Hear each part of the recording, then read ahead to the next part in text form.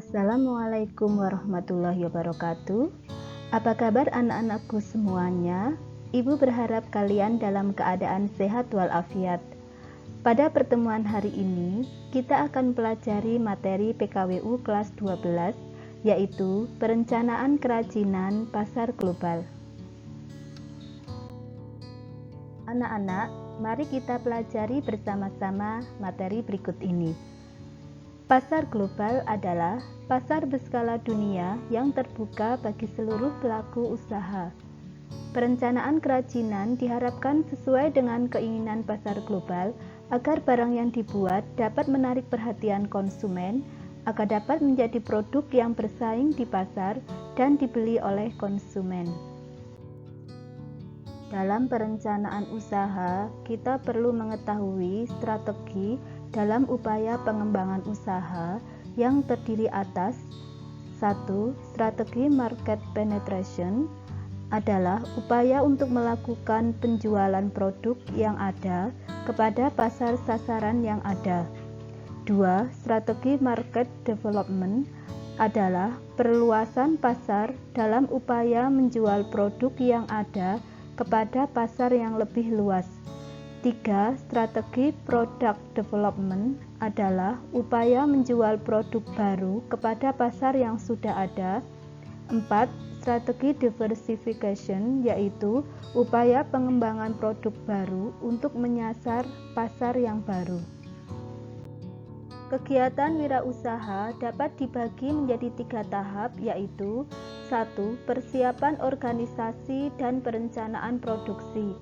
Tahapan perencanaan produksi disebut sebagai tahapan Research and Development atau dikenal dengan R&D. 2. Produk dan distribusi.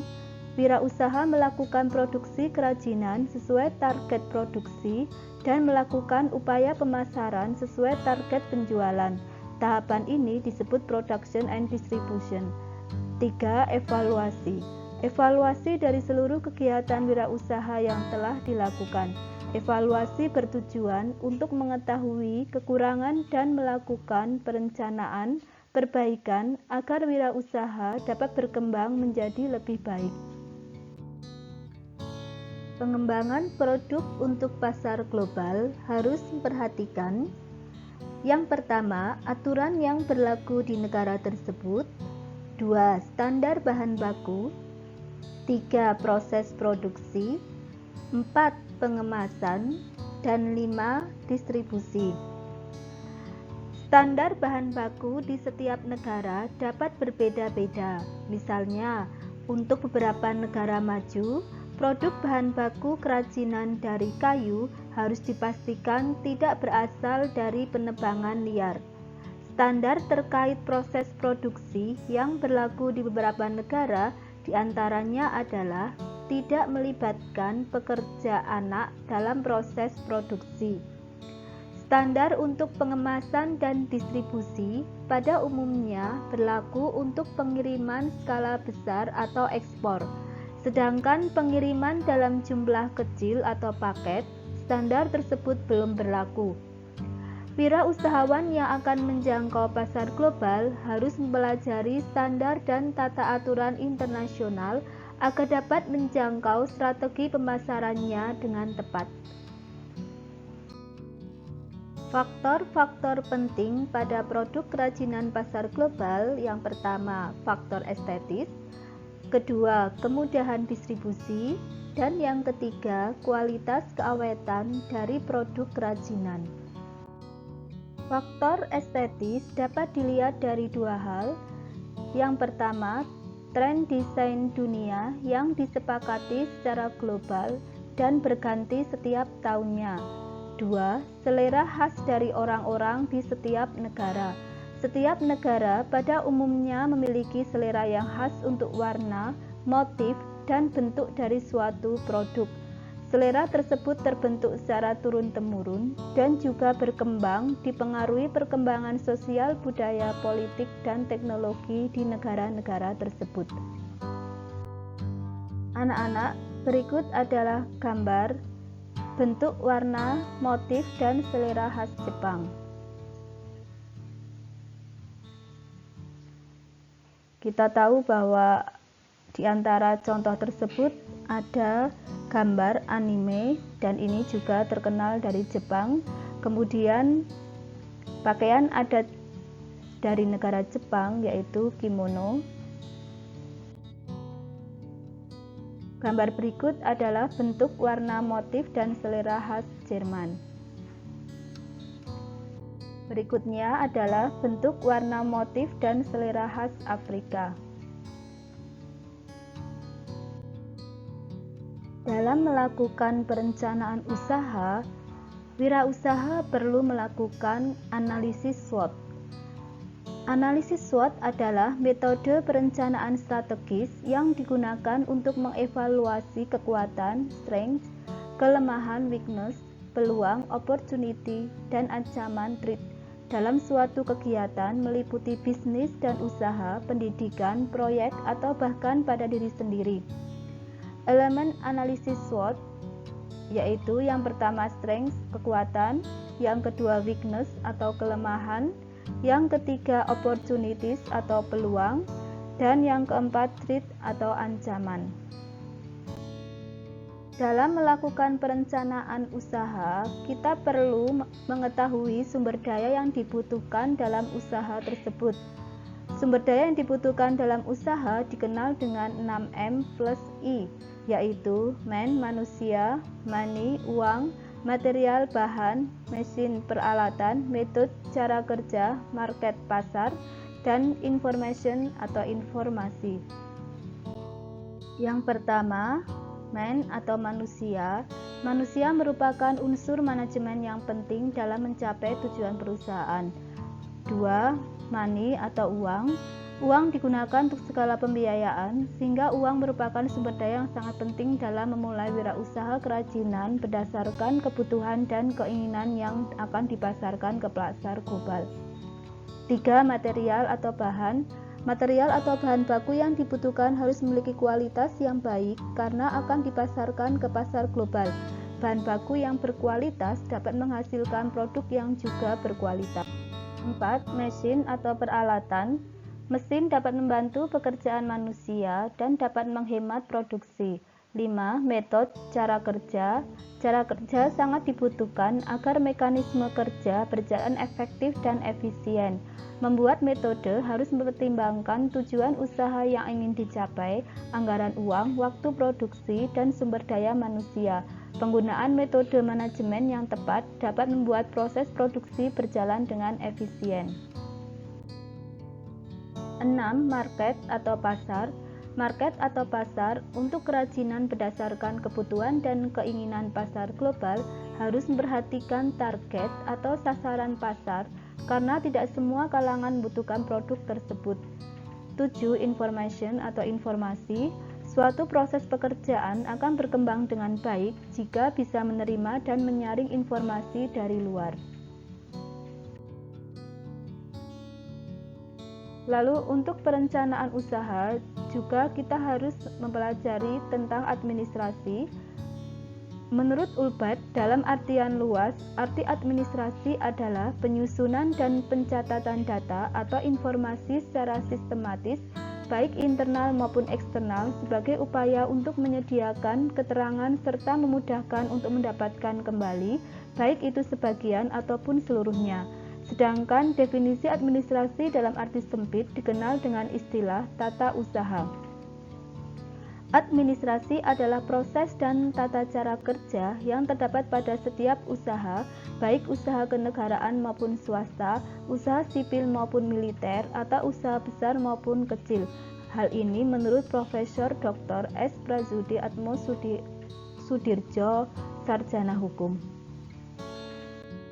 Ciri-ciri administrasi: adanya suatu kelompok atau organisasi yang terdiri dari 2 atau lebih. Kemudian, terdapat kerjasama antar pegawai dan atasan. Lalu, terdapat suatu proses atau usaha. Selanjutnya, adanya suatu bimbingan dalam kepemimpinan dan dalam pengawasan. Dalam sebuah perusahaan, organisasi atau instansi harus memiliki satu tujuan. Apa tujuan dari administrasi? Tujuan dari administrasi Agar wirausahawan dapat, yang pertama, memonitor kegiatan administrasi perusahaan, 2. Mengevaluasi kegiatan-kegiatan pengorganisasian perusahaan, 3. Menyusun program pengembangan usaha dan kegiatan pengorganisasian perusahaan, 4. Mengamankan kegiatan-kegiatan usaha dan organisasi perusahaan, 5. Menunjukkan adanya bukti-bukti kegiatan usaha. 6. Mengambil keputusan dalam pengembangan dan pengendalian usaha. Anak-anak, dalam mempersiapkan atau merencanakan suatu usaha, kita mengenal istilah bisnis plan. Bisnis plan atau perencanaan usaha terdiri atas 7 komponen yang saling terkait dan berhubungan. Komponen yang pertama, deskripsi usaha, memuat mengenai uraian singkat tentang bidang usaha yang akan dijalankan. Selain itu, dapat dijelaskan potensi produk yang direncanakan dan kemungkinannya di masa depan, informasi peluang pasar, serta perkembangan produk untuk bisa bertahan dan menyesuaikan dengan pasar yang ada. 2. Analisis pasar. Analisis pasar sangat perlu agar dapat memahami seluruh aspek yang memiliki kaitan erat dengan pasar, berguna untuk menentukan target pembeli dan target penjualan dalam perencanaan usaha dan strategi pemasarannya. 3. Analisis peluang.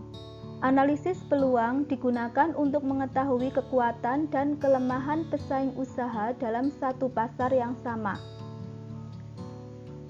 Tindak lanjut dari analisis peluang tersebut yaitu setelah menemukan kekuatannya, kita sebaiknya cari strategi untuk memasarkan produk dengan cara yang berbeda dengan pesaing.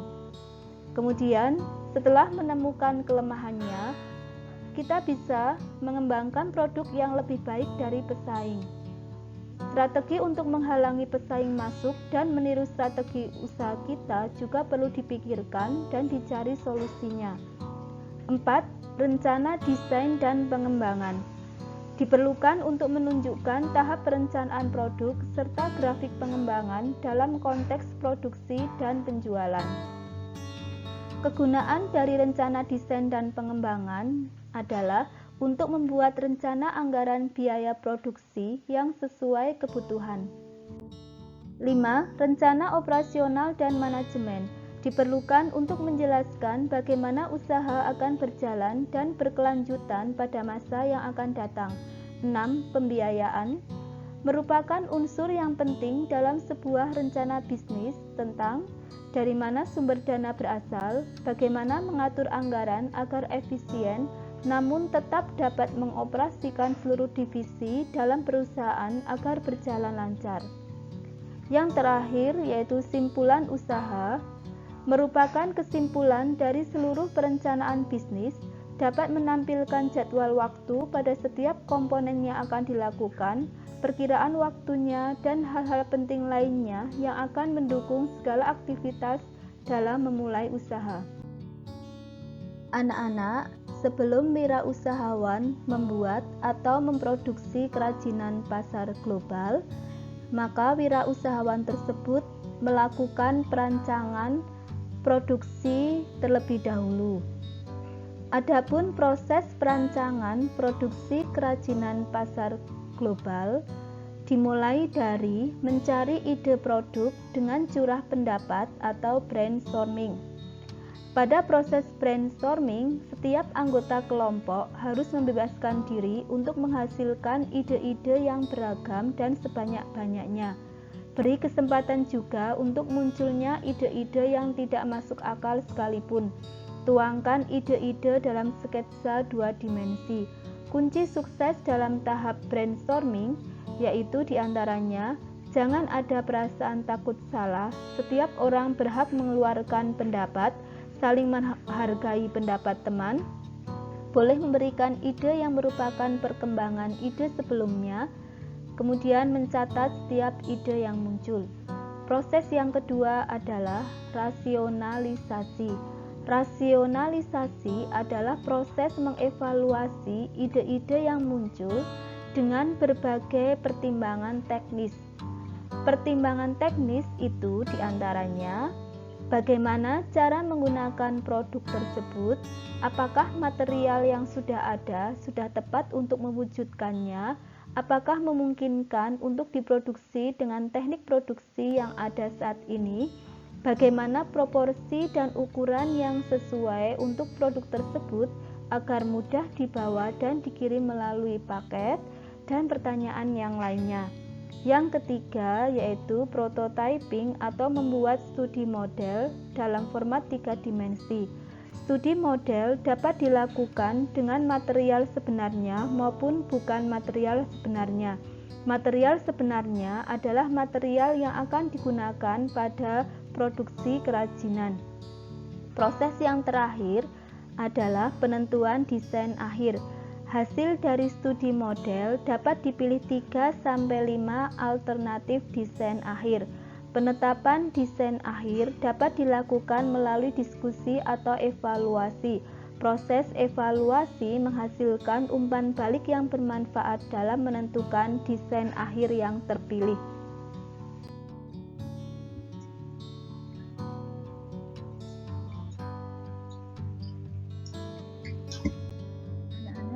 Demikian pertemuan pada hari ini.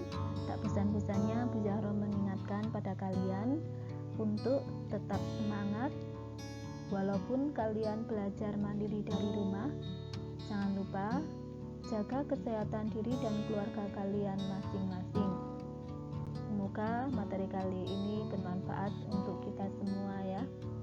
Saya akhiri, wabillahi taufiq wal hidayah. Wassalamualaikum warahmatullahi wabarakatuh.